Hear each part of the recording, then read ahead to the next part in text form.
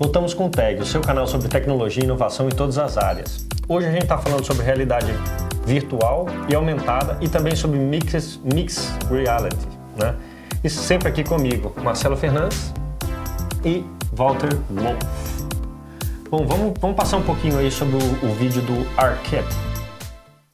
Here we're using ARKit to detect the plane on the table, estimate its size, and lock our content onto the surface. And since this is augmented reality, you folks are all in the shot too.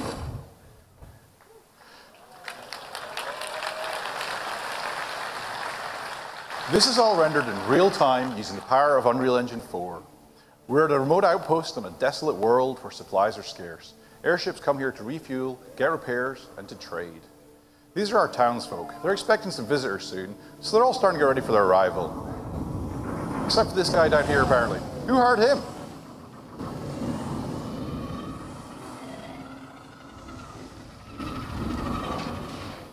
Que legal. Muito legal, né? Bem legal, isso aí. Muito legal. Vem cá, primeiro vamos esclarecer o que é a diferença entre realidade aumentada, realidade virtual e o mixed reality, que é a realidade misturada, traduzindo no português. Sabe que eu mesmo não sei exatamente a diferença. Mas precisei dar uma googada ontem, antes de vir para cá no programa, consultei os universitários. Mas olha só, a realidade virtual, você tem uma imersão completa dentro daquele ambiente. Na realidade aumentada, você está na sua realidade onde tem imagens inseridas.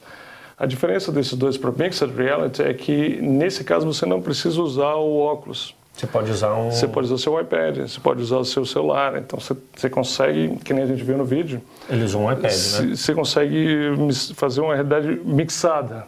Com elementos novos. Que são elementos reais, né, da nossa realidade e elementos que são criados por computador, no caso do vídeo, né? Por exemplo, a gente tem um exemplo aqui nesse evento da Apple, o WWDC, eles mostraram esse videogame aqui, que é uma espécie de Angry Birds, só que você joga contra outros oponentes. Então, nesse caso da realidade mixada, você vê a outra pessoa lá, a outra pessoa joga contra você. Os devices se falam entre eles de forma que todo mundo joga junto na mesma plataforma. Então, por exemplo, o Pokémon GO e o jogo lá de caçar dinossauro seria mais ou menos uma realidade, uma mixed reality. Isso seria mixed reality, só que você não joga contra o outro oponente. Você joga individualmente. Tá. Eventualmente você tem aquela briguinha dos bonequinhos, dos Pokémons e tal. Mas aqui você vê bem pelo vídeo que você consegue jogar assim, mais de uma pessoa no modo multiplayer. Entendi. Então você tem realmente uma... Mas aí foi uma versão mais básica, digamos assim, né? Sim. Porque você viu o dinossauro lá, ele estava num ambiente real, mas não existia um ambiente digital criado ao redor dele, né? Então ele ficou mais, talvez... É como se ele no seu ambiente. Ele ficou mais para uma realidade aumentada do que para uma realidade mixada, digamos assim, uma realidade mista. Né? Porque o mista, você cria um ambiente virtual, que é uma característica da realidade virtual, e você coloca isso em cima de um ambiente real, né? O que seria uma característica da realidade aumentada, e mistura os dois. Então, são... Aproveitando, Marcelo, o que é o ARKit 2? O ARKit 2 foi o ARKit, né, que é o Augmented Reality, né? É um aplicativo, na verdade, que a Apple desenvolveu para você poder usar o telefone ou o iPad e utilizar a realidade misturada, né? Então, tem alguns games, alguns aplicativos que estão sendo desenvolvidos, mas uma das coisas interessantes é que você pode, por exemplo, numa situação de uma decoração, você chama uma decoradora, uma arquiteta para mexer na sua casa, ela pode ir com esse iPad. Ela vai ver a tua residência através do iPad e ela vai poder selecionar elementos externos para colocar dentro daquela realidade ali. Um sofá novo, um abajur, uma mesa. Pintar a parede de uma cor X. Exato, pintar a parede de uma cor X, e você vai conseguir visualizar o projeto já através daquilo, né? E aí isso fica um pouco caracterizado exatamente como uma realidade misturada, né? Porque você tem elementos reais misturados com elementos digitais que foram criados e colocados naquele ambiente, né? Então foi uma coisa bem legal. Qual que é o significado do ARKit 2 para a Apple como empresa, Walter? O que você acha que vai ser a evolução? O que o ARKit vai revolucionar a Apple? Você sabe que você viu nesse WWDC da Apple como eles deram uma ênfase grande sobre esse desenvolvimento de realidade virtual, né? Aqui nós estamos falando de um mercado que não para de crescer e certamente eles querem ter um certo market share aqui. Esses aplicativos, por exemplo, principalmente na área de games, são mais interessantes, mas tem outras aplicações. E isso faz parte da estratégia de longo prazo da Apple, né? Você falou no mercado que não para de crescer, o mercado de realidade virtual em 2018 está estimado em 27 bilhões de dólares. Em 2022 já está estimado em 209 bilhões de dólares. Mas deixa eu te mirar. O que o mercado agrande, você acha que o iOS tem o potencial de ser o maior player desse mercado, a maior plataforma de realidade aumentada do mundo? Já que olha, é uma guerra de gigantes, né? É uma briga de gigantes, mas sem dúvida nenhuma o fato de você já ter uma plataforma enorme e no caso do iOS uma plataforma uniforme, enorme, com uma quantidade gigantesca de usuários, faz dele um player poderoso para isso, né? Os outros players móveis, eles têm muita fragmentação de versões de sistemas operacionais. E isso pode ser um desafio para quem está desenvolvendo um aplicativo, pode não ser rentável como é rentável para alguém que desenvolve com iOS, que é tudo igual. Você já tem o Google Tango, né? O Google já está preocupado em fazer essa interoperabilidade entre os ambientes. Você tem um parque instalado no iOS que é grande, de iPad, iPhone, né? Mas, por exemplo, você pode usar... O interessante seria usar a realidade aumentada para jogar 2 ou 3 jogadores, ou mesmo outras aplicações, por exemplo, em sala de aula.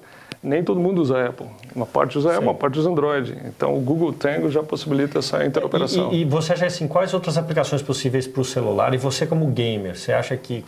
que você vê o tanto de legal com isso? Eu sabe que eu vou usar principalmente games. Games realmente vai ser, assim, porque é um mercado mais fácil, assim, é um low hanging fruit. Né? Você pode começar ali, tem bastante investimento.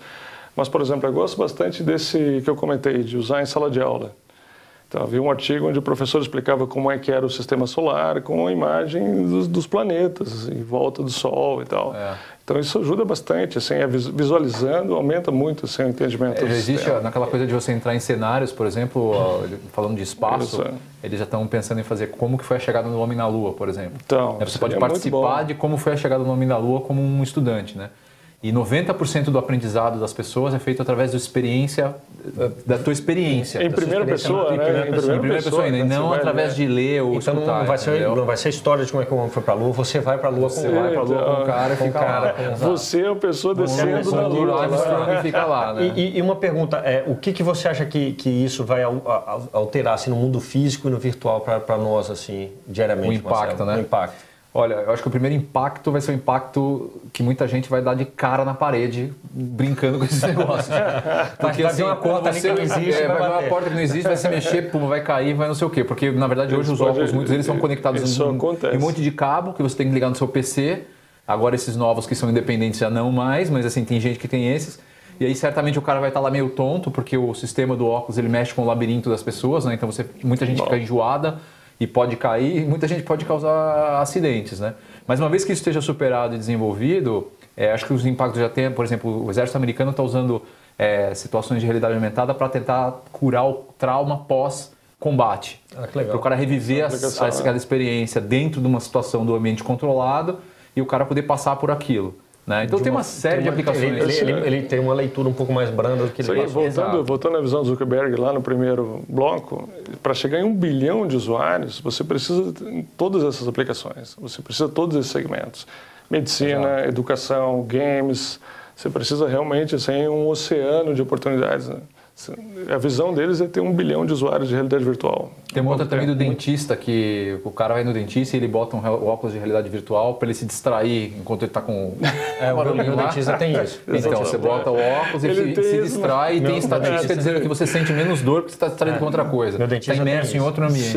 Meu dentista, quando eu vou, tem isso. Bem, essa discussão é muito legal. A gente poderia ficar aqui mais 3 programas falando disso, mas o Tex vai ficar por aqui. Mas você pode continuar conectado com a gente através das nossas redes sociais. Fique ligado no Tex e até mais.